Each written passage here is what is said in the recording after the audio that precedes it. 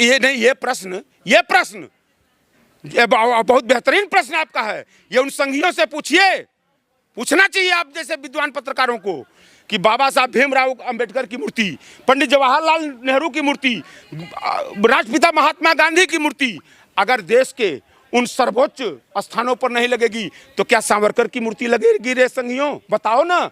सावरकर की मूर्ति जिसने माफीनामा लिखा है उसकी मूर्ति और नहीं तो धाकड़ का लगवा दो, लगवाओ धाकड़ का। उसी नहीं, जिस पोजीशन में उसकी वीडियो वायरल हुई है उसी पोजीशन में लेकर लगवा दो। चूंकि देश को तो उसी दिशा की तरफ तुम लोग ले ही जाना चाह रहे हो। ये संघी जो हैं उसी दिशा की तरफ ले जाना चाहते हैं। जो कर्म इनके धाकड़ कर रहे हैं, कुलदीप सेंगर कर रहे हैं, जो कर्म इनके अभी वो ब्रजभूषण शरण सिंह ने किया है, जिस कर्म को अभी एक बलिया के इनके 80 बरस के नेता वो पता नहीं कौन सी दवाई खाकर मतलब बौराया हुआ है। संघी इतने निर्लज्ज होते हैं कि पूरा। अभी आपने देखा कि एक जिला अध्यक्ष की वीडियो वायरल हो रही थी। ये दवाइयाँ देते हैं, ये दवाई खाते भी हैं, दवाई देते भी हैं, और ये इतने गंदे होते हैं, इतने गंदे होते हैं, जान लीजिए। मतलब इतने विचार के गंदे संघी होते हैं। इनके यहाँ ट्रेनिंग यही दी जाती है। आपसे बता दें कि तबीयत खराब तो दवाई दिलाने तो धाकड़ भी लाया था रोड पर, हम वो भी कह देगा। मतलब इतने निर्लज होते हैं कि दुनिया का घर कुकर्म भी करते हैं ये संघी, और उसके बाद कहते हैं वो तो कह रहा कि मेरी वीडियो ही नहीं है। नहीं, वो तो कह रहा कि मेरी वीडियो ही नहीं है। कांग्रेस ने यही आरोप लगा रहे। नहीं, उनके अब यही समझ लीजिए कि आज 10 बरस से ऊपर हो गया है सत्ता में बैठे हुए केंद्र की। इनको अभी भी इनके हर काम के लिए कांग्रेसी इन बेवकूफ़ों को नजर आते हैं। मतलब कोई भी इस देश में घटना घट जाए, कोई भी काम हो जाए, उसके लिए कांग्रेस दोषी इनके। अरे तुम अपनी जिम्मेदारी कब लोगे? सत्ता में बैठे हो। लेकिन एक बात समझ में नहीं आ रही उपाध्याय जी, आप भी ब्राह्मण हैं, आप तो समर्थन कर रहे हैं बाबा साहब की मूर्ति का, लेकिन पवन पाठक, अनिल मिश्रा जैसे लोग क्यों विरोध कर रहे हैं? अब एक चीज अंतर कैसे है दोनों? नहीं, अंतर है। देखिए, ब्राह्मण होना, देखिए इसका मूल्यांकन आप ब्राह्मण से नहीं कर सकते हैं। यह देश विचारों से चलता है, यह देश विचारों सिद्धांतों से चलता है। सिद्धांतों के का मोल होता है। उस समय भी 2 सिद्धांत थे। एक सिद्धांत थे हिंदू महासभा के, मुस्लिम लीग के, और एक सिद्धांत गांधी के थे।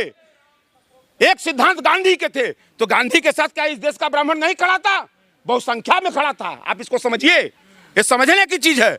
और सावरकर भी ब्राह्मण था, सावरकर गोलवरकर भी ब्राह्मण था, लेकिन कई % ब्राह्मण उनके साथ खड़े थे। ये समझे, सिद्धांतों के मूल्यों के आधार पर ही, दोष गुण के आधार पर ही निर्णय होना चाहिए हर चीज का।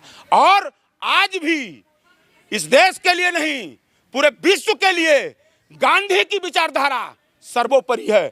उस विचारधारा को एक नहीं 100 बार जन्म लेंगे मोदी, 100 बार सत्ता में बैठेंगे, वो तो अलग विषय है। लेकिन गांधी की विचारधारा को न कभी ये छू पाएंगे न कभी मिटा पाएंगे। किसके आप कभी, मैं न्योता दे रहा हूं, मैं जात का ब्राह्मण, काशी का ब्राह्मण हूं। एक बार आप सारे मित्र कभी बनारस घूमने आइए और आप मेरे घर आइए और मेरे घर में देखिए कि मेरे घर में डॉक्टर अंबेडकर की मूर्ति है कि नहीं, है कि नहीं। इसलिए कि मैं पेशे से वकील भी हूं। अब मैं आपको बता, मैं पेशे से अधिवक्ता भी हूं। अगर इस देश के संविधान, इस देश की न्यायपालिका, इस देश की संसद की कुर्सी पर जो मोदी बैठा, खुद उस कुर्सी की भी बात कर रहा हूं, अगर उस पर अगर बैठा व्यक्ति अगर डॉक्टर अंबेडकर को नहीं मानता है तो उस कुर्सी पर बैठने का अधिकारी वो नहीं है। और ऐसे लोगों को तत्काल संज्ञान लेकर सुप्रीम कोर्ट को जेल भेज देना चाहिए। लेकिन जो सुप्रीम कोर्ट में मूर्ति लगाई है चंद्रचूड़, जो डीवाई, वो भी तो ब्राह्मण थे, उनसे सबक नहीं ले सकते? देखिए, एक चीज बता दें आपसे, हमने अभी उसी पर डिफिनेशन किया है, उसी पर डिफिनेशन हमने किया है कि आदर्शों की बात होनी चाहिए, विचारों की बात होनी चाहिए। चूंकि ये हमेशा संघ के लोग, आरएसएस के लोग, हिंदू महासभा के लोग, मुस्लिम लीग के लोग, ये हमेशा गांधी के और अंबेडकर के विचारों के विरोधी रहे हैं। ये हमेशा तलवे चाट विचारधारा को इन्होंने अपनाया है।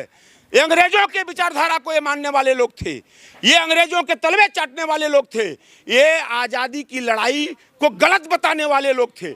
इनसे आप अंबेडकर के और गांधी के और नेहरू के आदर्शों की बात करेंगे या नेहरू के संदर्भ में बात करेंगे, ये कभी न माने हैं न कभी मानेंगे। लेकिन इनके मानने से न मानने से न नेहरू की महत्ता कम होगी, न गांधी की महत्ता कम होगी, न अम्बेडकर की महत्ता कम।